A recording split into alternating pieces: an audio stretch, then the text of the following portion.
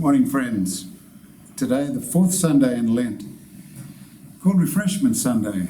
There's a choice of colours we can have today, either rose or purple, violet. So we've used violet to continue our theme of preparation. And the intent for this particular section in our church year is spiritual refreshment. It sounds a little bit interesting, spiritual refreshment. When we're preparing, we maybe sometimes overdo preparation, and we maybe try just a little bit too hard, and maybe we're a bit too tough on ourselves. And so this is a nice reminder, just even that intent is a nice reminder that spiritual refreshment is an opportunity to put ourselves just a little bit in perspective. First of all, don't take yourself too seriously. That's always a good thing to do. And then be very gentle on other people that are around you. So as always, we look for the key idea, the one key idea, the inspiration for this particular Sunday and any other Sunday that we're looking at. We look into the collect for the first clue to that. Almighty God, who art unto thy people, a fountain of wisdom, tower of strength, ever-shining sun of beauty and harmony. And now the key idea. Grant that we may so prepare ourselves to celebrate the sacred mysteries of the Passion and the Resurrection. The sacred mysteries of the Passion and the Resurrection. So we know, and we've talked about before, when we hear this word mysteries, it's the first indication that this is not the territory for our rational mind in the first instance. We always use our rational mind when we open our eyes in the morning and when we go about our daily tasks. It's always an effort when we first start to bring the inner wisdom from our heart and the softening and opening of our heart into our everyday thinking. That consciousness when we open our eyes in the morning. So when we hear the word mystery, it's just a little reminder. Now we need to look a little deeper. Now we need to look behind the ideas and behind the words. So the epistle from St. Paul this morning, which Matt read, and really it's an indication of how to live. Just in a few lines. I have learned in whatsoever state I am, therewith to be content. That's it.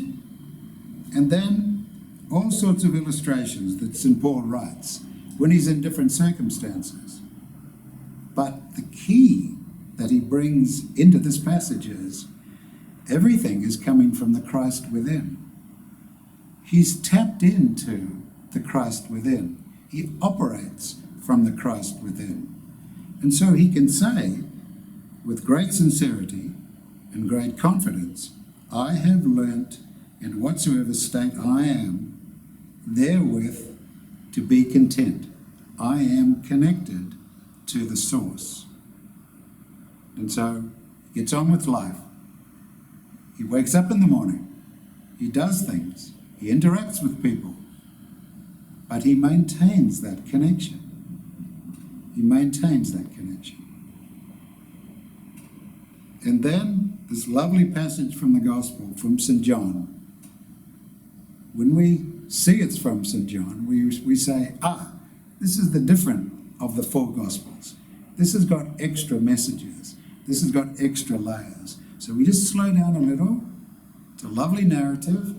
People coming up on the mountain. It's a lovely narrative, and it's referred to as one of the miracles.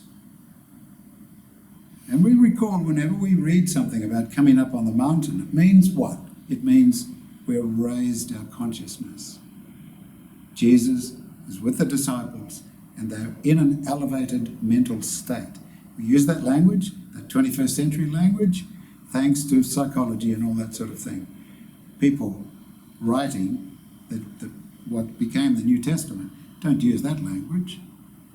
They use this language that they write with. They came up on a mountain, they raised their consciousness, they become especially aware of something. And what is it that Jesus is reminding us about here? Well, when we say the Lord's Prayer packs a great deal into it, and we can look at it from a number of different points of view. And you recall the bit in the Lord's Prayer, give us this day our daily bread. What is that? When we look deeper and deeper, even using science now, we look deeper and deeper into the material universe, we can see great complexity at the scientific physics type area. And then, when we use ancient wisdom and deeper learnings, and even some of the insights from our founding bishops, we can see truly the Lord is there in the heart of matter, in the heart of it. When we consecrate host and wine at the Eucharist, we use different language. When we look at it with our open up in the morning eyes, nothing changes. But what's behind it changes. When we look at all the physical things around us, they don't look especially like what we think God looks like. They look like the things that our eyes tell us about. But actually, deeply there is the Creator. So just coming back for a moment to the start, where we think about the mystery of the Passion and the Resurrection.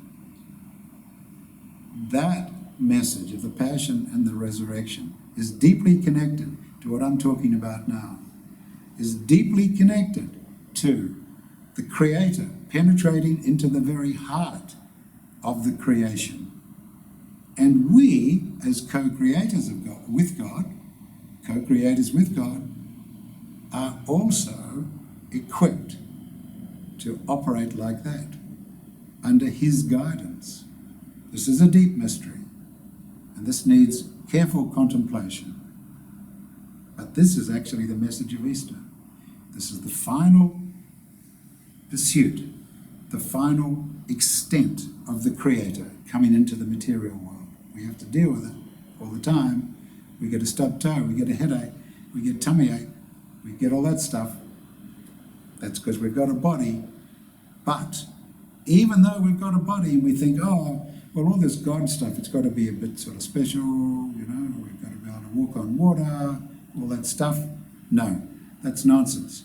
What we have to learn is, even here, at the extent, the full extent of the creation, that is, in the material world, let us really be aware of the God here with us, in this part of the creation.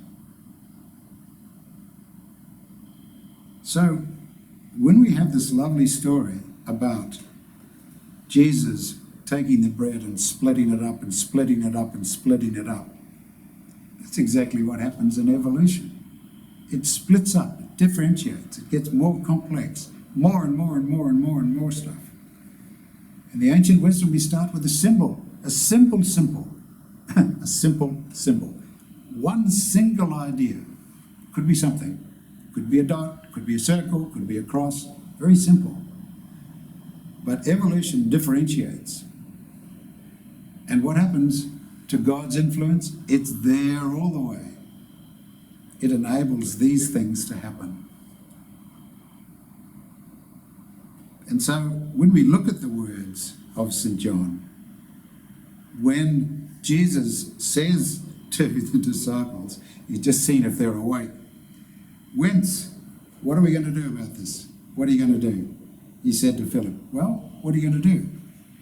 He's saying to Philip, have you been listening to what I've been saying?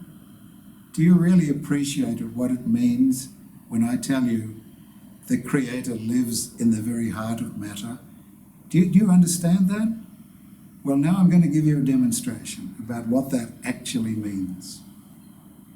And everybody said, this man truly is the Messiah. This person truly is the messenger. And they were right. But he was just giving a demonstration to wake everybody up. So, spiritual refreshment. What might that link in with? Well, now, perhaps if we just pause for a moment and be not quite so tough on ourselves for a few moments, and we say, actually, we don't have to do everything.